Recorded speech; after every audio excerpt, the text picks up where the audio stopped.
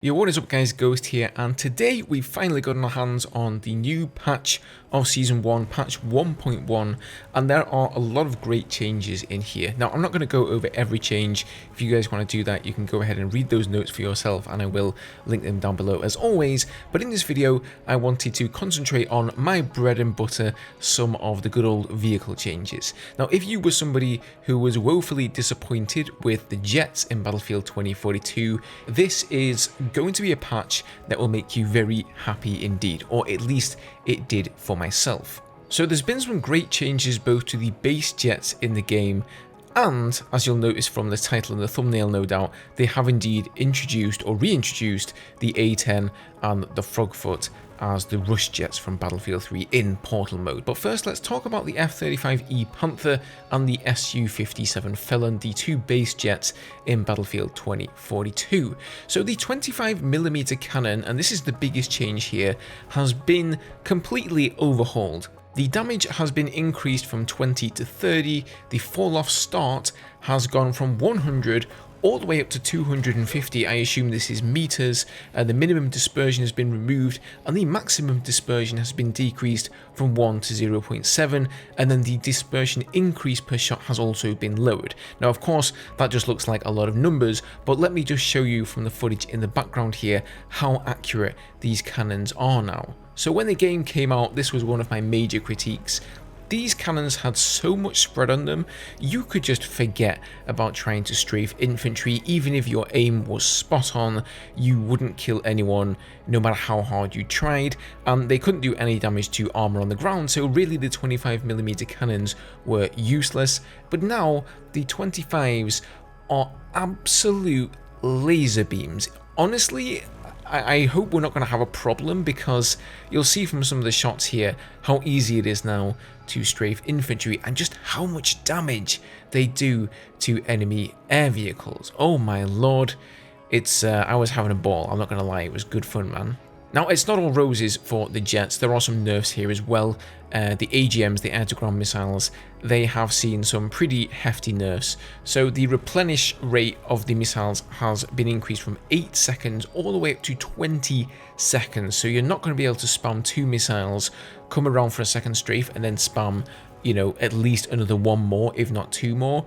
You pretty much get your 2 missiles, and that's all you're going to have for a while. So if you want to take out a tank, you're going to have to use the 2 missiles and then come back around and strafe it with the 30 mils. The lock-on time has also been increased from 1 second to 1.5, and the lock release time has been reduced from 1 second to 0.5. So you can switch targets a little bit easier, but it will take you slightly longer to actually acquire that lock in the first place. Now, the missile rate of fire has been increased though from 30 up to 90. So you'll notice now you can fire both of the missiles back to back extremely quick, but the replenish time of them is that much longer. So overall, I do feel this is a nerf.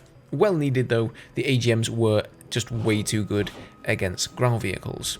Now, before we get into the portal jets, let's just touch on some of the other interesting vehicle changes. So the Nightbird has finally had its rocket pack nerfed. So the rate of fire has been lowered from 250 to 200, and the replenish time of each rocket has gone up from 1.8 seconds to 2.5. So not an insane nerf. It's not like they've increased the replenish time by 50% or, you know, really close to that, but it is a nerf nonetheless. I guess they've decided to, you know, play things carefully here and not nerf the crap out of it and make them completely useless. So I think that's definitely the right direction to go.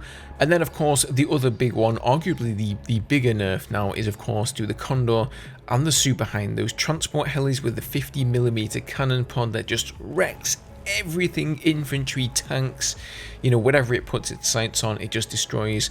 That has now seen some nerfs, so it only fires single shots now, and the rate of fire has been slashed from 110 all the way down to 40. So that's like, what is that, 60-70% slower? That's way slower than it was before, and a longer replenish delay has also been introduced to fit the new slower rate of fire.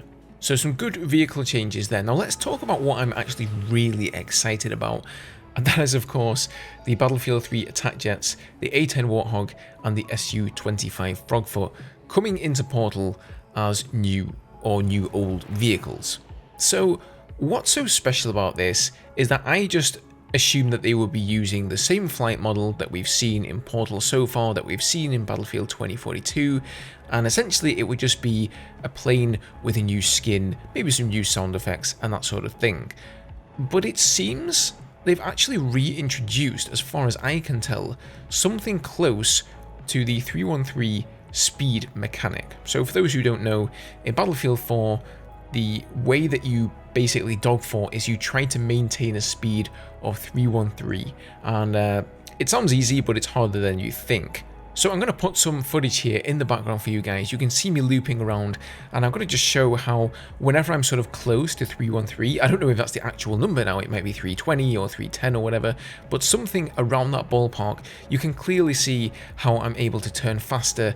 If my speed increases way above that or way below that, there is a clear slowdown happening. So they've definitely done something here. The jet just feels more responsive, more snappy. I'm able to be in a strafe for longer and pull up at the last second in a way that you just can't with the Battlefield 2042 base jets, you know.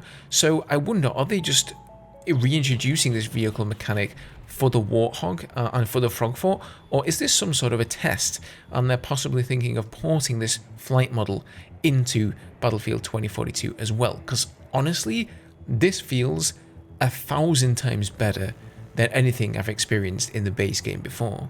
Now the 8mm Gao cannon for the A10, it does have some more spread than it had in previous Battlefield games, so it's not really as good for infantry. Of course, it's going to be great for taking out tanks and whatnot though, but the rocket pods just absolutely shred infantry, so, you know, in BR3 you generally use rocket pods anyway. Now something else that's really cool, they've actually gone ahead and added air superiority and tank superiority to the Portal web builder, so you can go and just create a custom template of air superiority across all of the different Portal games and the different Portal maps. You know, they've got the blimps in the sky like they used to have with the flags that you sort of have to capture there. Really cool, awesome to see that. Whilst this is good content, it's a shame that it's only part of Portal at the moment. I really hope this is just, you know, a good start though, and hopefully they're going to listen to this positive feedback and make some changes to the base 2042 jets as well. Oh, one more thing I completely forgot to mention, by the way, another feature that jet pilots have wanted since 2042 released, that is the ability to be able to move your jet whilst looking in the rear view camera. And I can tell you that it's not possible, but it is possible only in the A10 Warthog, I believe. Maybe in the Frogfoot as well. I haven't tested that, but it definitely works in the A10. So whatever Ripple Effect Studios have been doing, whatever magic they've been working in Portal, let's just take that and put it into the whole game, DICE, yeah? That would be great. Really good to see DICE actually improving Battlefield 2042 in this way though. Keep up the good work. For some, I understand that the ship has already sailed, too little too late and all that. But for me, somebody who's still playing the game, it's really nice to see them actually improving it in a way that I can agree with. Guys, leave me your thoughts on the situation down below. Have a good day, and I'll see you in the next video.